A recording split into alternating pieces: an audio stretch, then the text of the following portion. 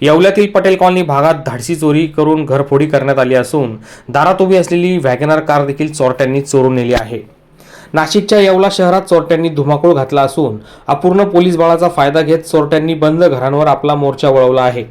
Patel colony भागात सेवानिवृत्त शिक्षक प्रभाकर पवार हे कुटुंबियासोबत तीर्थयात्रेला गेले असता बाथरूमच्या खिडकीतून चोरट्यांनी आतमध्ये प्रवेश करत घरातील रोख रक्कम, सोन्या चांदीचे दागिने तसेच टीव्ही सेट व अंगणात उभी असलेली वॅगनर कार असा लाखो रुपयांचा ऐवज चोरून नेला आहे। दरम्यान पवार कुटुंब हे बाहेरगावी असल्याने एकूण किती मुद्देमाल चोरी गेला हे ते आल्यानंतर पोलीस तपासात सिद्ध होईल। परिसरातील नागरिकांनी पोलिसांचा बंदोबस्त वाढवावा, येवला शहरातील पोलिसांची संख्या वाढवावी अशी मागणी केली आहे। मी अनिल कायस्थ पटेल कॉलनीतील रहिवासी बोलतो। आमच्या कॉलनीत बऱ्याच दिवसापासून चोऱ्यांचे प्रमाण फारच वाढलेले आहे। इथे पोलीस बंदोबस्त अपुरा असल्या कारणामुळे गस्त इथे होत नाही।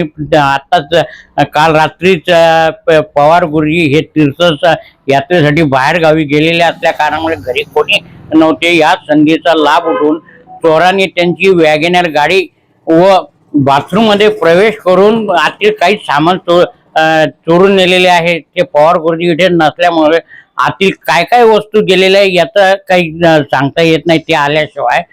तरी पोलिसांनी याचा त्वरित तपास करावा, बंदोबस्त करावा, गस्त वाढवावा ही नम्र विनंती।